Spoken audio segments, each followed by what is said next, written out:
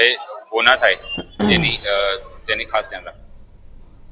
તો એક મોટા સમાચાર સામે આવી રહ્યા છે। કમોસમી વરસાદથી ખેડૂતોને ભારે નુકસાન। સાવલી ડેસરમાં તૈયાર પાક પલળી ગયો। તમાકુ સહિત પાકને મોટો ફટકો પડ્યો છે। ખેડૂતોની સરકાર પાસે વળતરની માંગ છે। આપને જણાવી દઈએ કે સૌથી મહત્વપૂર્ણ સમાચાર છે અને આ સમાચાર ખેડૂતોને લગતા છે। કમોસમી વરસાદથી ખેડૂતોને ભારે નુકસાનની ભીતિ સેવાઈ રહી છે અને તમાકુ સહિતના પાકને મોટો ફટકો પડી રહ્યો છે।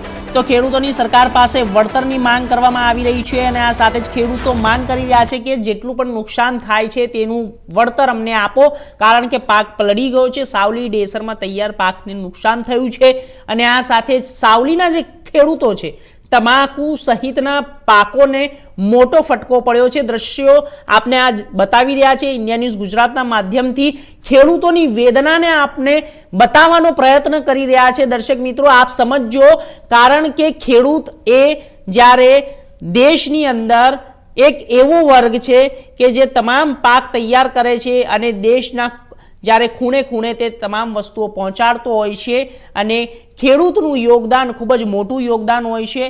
તો આ સાથે ખેડૂતની વેદનાઓ પણ સમજવી ખૂબ જ જરૂરી છે। આપને જણાવી દઈએ કે સાવલીના અંદરથી આ દ્રશ્યો સામે આવ્યા છે કે ખેડૂતોને હવે આ પલળેલા જે પાક છે, જે નુકસાન ગયું છે, તેમને કિંમત મળે, વળતર મળે અને તે તમામ માંગણીઓ સરકાર પાસે કરી રહ્યા છે। તમાકુ સહિતના પાકને મોટું નુકસાન થઈ રહ્યું છે।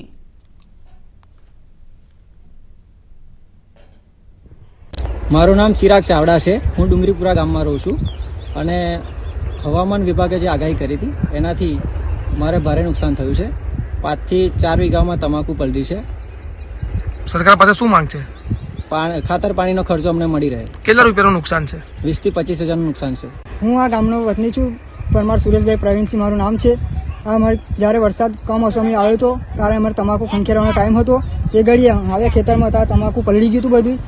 એના માટે સરકારશ્રીને અમારી એટલી અપીલ કે ખાતર પાણીનો ખર્ચો વળતર અમને મળી રહે। 20 થી 25 હજારનું નુકસાન છે હાલમાં। તો કેટલા વીઘામાં તમાકુ આપે કરી હતી? અમારે 5-6 વીઘામાં તમાકુ છે હાલમાં। બીજા અલગ ખેતર છે, એ બી અલગ પલળેલા જ છે, ત્યાં દ્રશ્યો નહીં દેખાઈ આવ્યા હતા।